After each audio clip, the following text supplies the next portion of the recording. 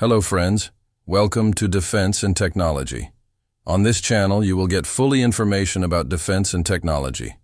Let's view the video. World War I. The birth of American firepower. The sleeping giant. Awakens. America enters the Great War in 1914. As Europe erupted into the chaos of the First World War, the United States stood at a distance, watching from across the Atlantic. Neutral, cautious, and seemingly isolated. But beneath the calm surface, something was stirring. America was not asleep. It was observing, preparing, and calculating. For years, the U.S. had remained an industrial titan, but not a military superpower. That was about to change. The turning point came in 1917. German U-boats began targeting American merchant ships with ruthless efficiency. The infamous Zimmermann telegram, a secret German proposal to Mexico to attack the U.S., pushed American patience past the breaking point. President Woodrow Wilson, once a champion of neutrality, now declared war to make the world safe for ye. Democracy. The U.S. entry into the war was like a thunderclap. While the nation lacked a massive standing army, it had one thing Europe had exhausted: resources and manpower. The Selective Service Act rapidly expanded military ranks. Factories shifted from civilian goods to weapons production. Within months, the U.S. began sending troops and supplies across the Atlantic. These men were called the American Expeditionary Forces, AEF, led by General John J. Pershing. Unlike their war-weary allies, they brought fresh morale, raw strength, and an eagerness to prove themselves. But they were also entering a battlefield transformed by modern warfare, trench lines, machine guns, and chemical weapons. America's awakening wasn't just political, it was technological, it was industrial, it was military. The sleeping giant had risen, not just to fight, but to dominate. Forging the arsenal, the rise of American military industry. When war drums echoed across the Atlantic, American industry answered the call. Overnight, the U.S. shifted from peacetime manufacturing to building the machinery of war. The birth of American firepower began not on the battlefield, but on factory floors in Detroit, Pittsburgh, and Chicago. The U.S. had what Europe no longer did: raw materials, untapped labor, and full-scale production capabilities. The government partnered with private industry, initiating mass contracts for rifles, artillery, trucks, uniforms, and ammunition.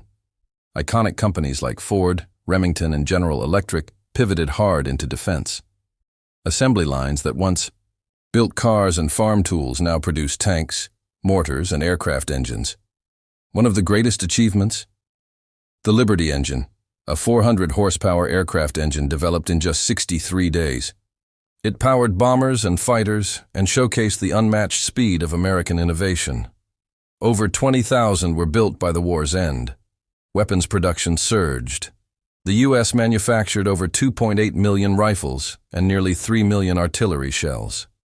While American troops were still training, the factories were already supplying Allied forces with critical gear. America also pioneered logistical power.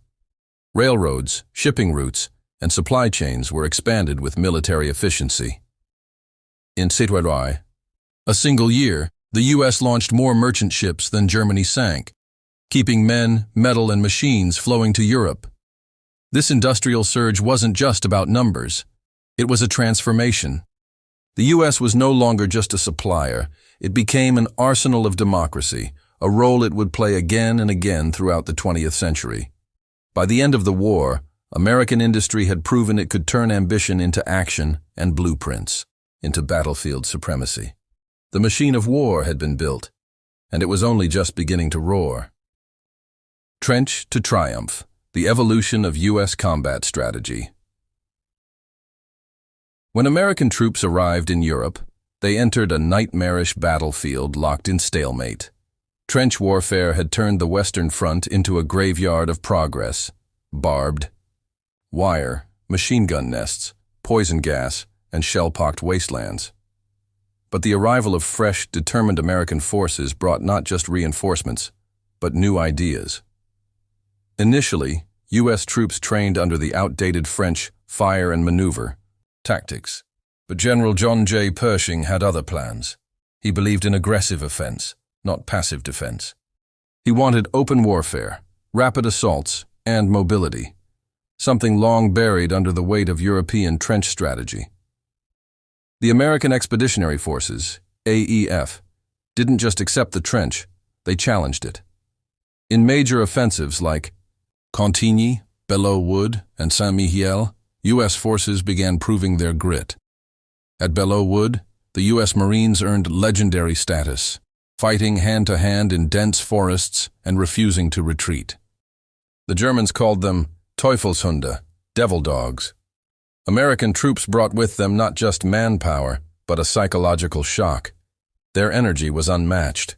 They weren't broken like the British or French, they were hungry to win. They pushed forward through mud and blood, often using brutal bayonet charges and close-quarters combat that stunned their enemies. But the strategy wasn't perfect.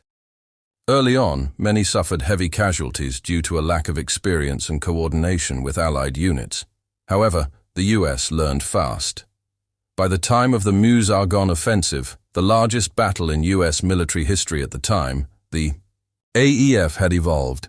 Over 1.2 million Americans fought in the 47-day campaign, forcing German retreat and helping to end the war. America's combat evolution was built on courage, sacrifice, and fast adaptation. The soldiers who entered the trenches were not the same as those who marched out. They had reshaped the battlefield and America's future as a fighting force. Thunder of steel, artillery, tanks, and the new face of war, WWI was the first, modern war, and it was defined by the thunder of steel. Explosions, smoke, and mechanized mayhem replaced cavalry charges and musket fire. For America, this war was a baptism by fire into the world of industrialized combat. Artillery ruled the battlefield. It accounted for the majority of casualties and was the true king of war. American forces quickly realized the need to master this deadly technology. The U.S. produced and deployed thousands of heavy guns, including the powerful 150mm Schneider howitzers. These could lob shells miles into enemy territory, shattering fortifications and morale alike. But firepower alone wasn't enough. The battlefield demanded mobility and armor, and that's where tanks rolled in. The U.S. entered the tank race late, but rapidly caught up. In partnership with France, the U.S. deployed Renault FT light tanks, the world's first tank with a fully rotating turret. Nimble and deadly, these tanks broke through German lines and inspired the next century of armored warfare.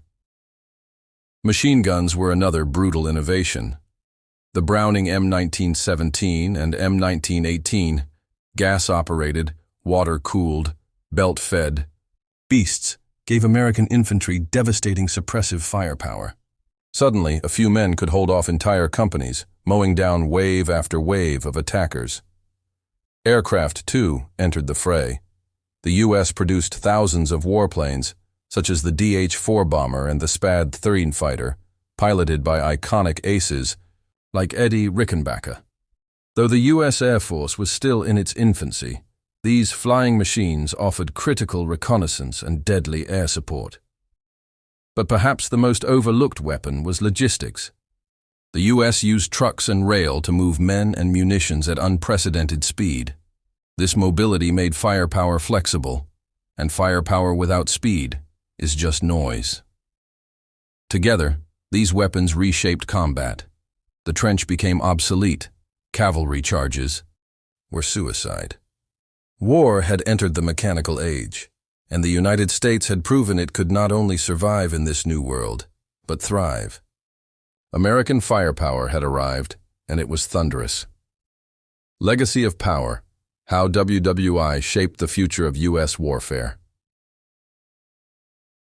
When the guns finally fell silent in 1918, America was no longer just a participant. It was a military-industrial titan in the making. WWI had transformed its defense identity from reactive to proactive.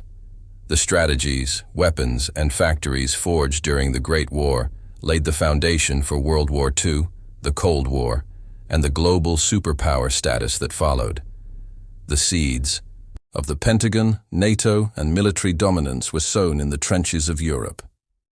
WWI was the spark. Firepower was the flame.